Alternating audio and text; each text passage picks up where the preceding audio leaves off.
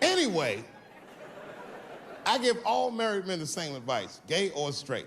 Get a dog. This dog will love you all the time, but she's not going to.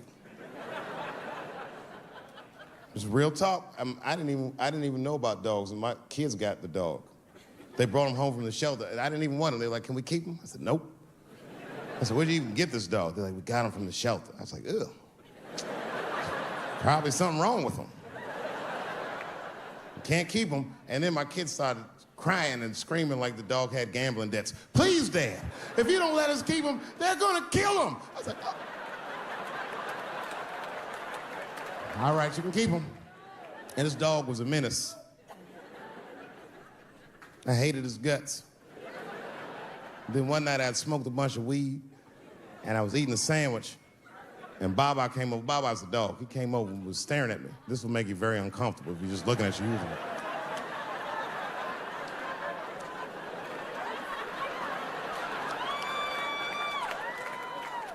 I had to give him a piece of my sandwich so he'd go away.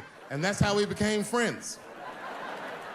Now, if you see me walking down the street with Baba, I ain't got no leash or nothing. He walks right next to me. If I stop, he'll stop. And if I go, he'll go. And all my friends are like, "Yo, Dave, that shit is dope. How you train Baba to do that shit?"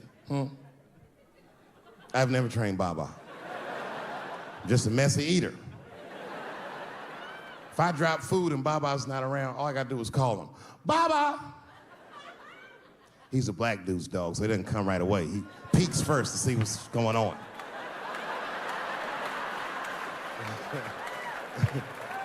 I gotta tap my foot so he can see the food. "Over here, little buddy." And he's like, "Thanks, Dave." He'll come get it and run off. But he knows all my habits. Like if he smells weed in the house, he'll be like, "Nah, this motherfucker's about to eat." And he'll just come running.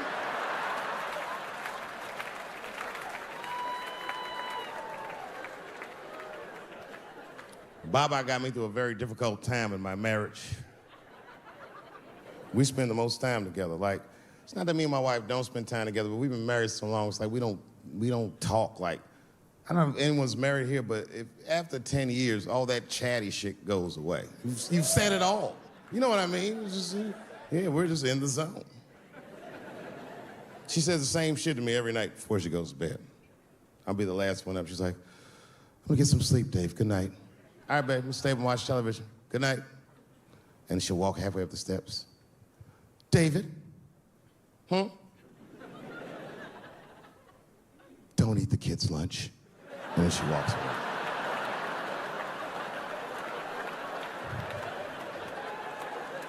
Well, the crazy shit is I don't even eat their lunch anymore. Back in the day, I used to eat that shit. You know how that goes. I might smoke some weed in the middle of the night and she'll leave neatly wrapped sandwiches all over the kitchen. I'm gonna eat it. What's the big deal? Why can't she just make another one in the morning? I mean, it's like, I got sons anyway. And sons love everything their dads do. My kids would be at school the next day, just look like, "Oh, Dad bit my sandwich. Oh, shit!" Their dad is Dave Chappelle, man. You could trade that sandwich for something better.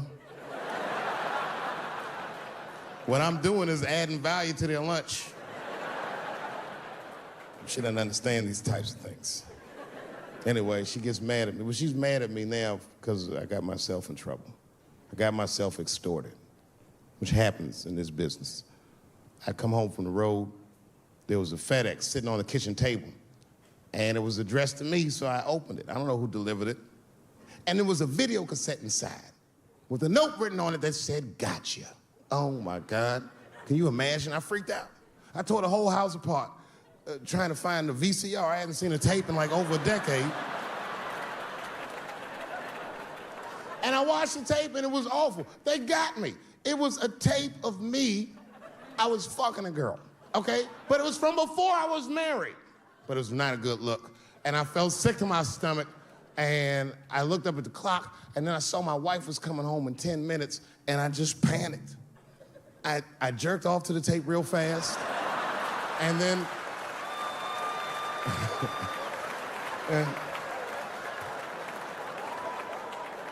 and then I called the FBI. Who, by the way, made me feel much better. I mean, they didn't say they were gonna catch him for sure, but they had the demeanor of some competent people that would catch him. So I didn't worry about it too much. And then not even a week later, 5 days later, I come home and there's another video cassette just sitting on my porch. As soon as I saw it, I just called the police like, they've done it again. You should probably look for a guy with bell bottoms on because I don't know who the fuck is sending tapes.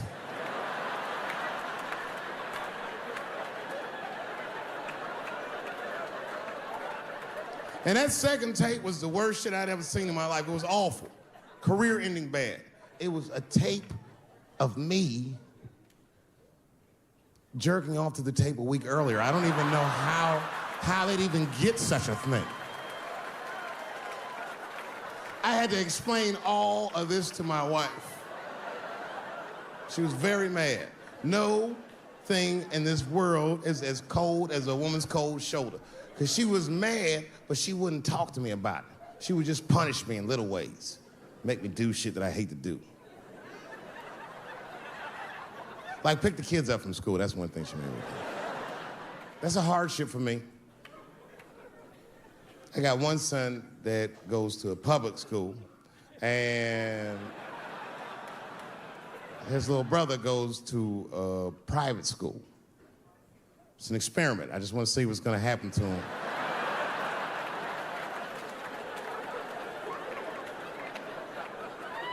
But what's weird is my little son in private school, he's like my thuggy son, you know what I mean?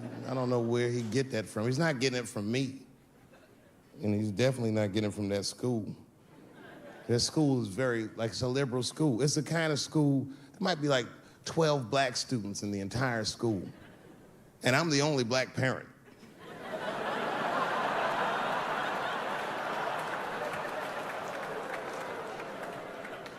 And none of the parents like me either. Not because I'm black, but just like they don't like how I roll. Because I be showing up late all the time, and I'm like in a Porsche and I'm blasting music that they don't like. You know, the music be like, I'll beat the pussy up, and I pull into the parking lot. I might be smoking a cigarette with the kids in the car. Then I pull into like that handicap space. And then when I get out of the handicap space, they always want to say some passive-aggressive shit. Morning, Dave. Don't know if you noticed, but you actually parked in the handicap space. Huh? Yeah, you know what, Frank? I did notice. But who is this handicap guy we're all waiting on that never shows up?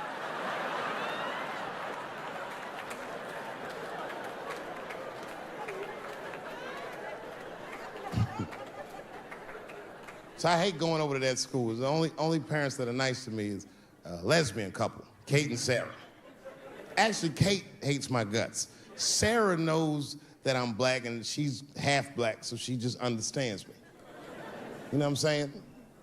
I can't explain it. Because I'll say shit and Kate's just too serious about being a lesbian. I'll be like, hey, Kate, hey, Sarah, you guys going to the father-son picnic next week? How's that gonna work? And Kate will instantly be furious. But Sarah knows I'm fucking around, so she'll just say something cool. I don't know, Dave, maybe me and Kate will flip for that shit.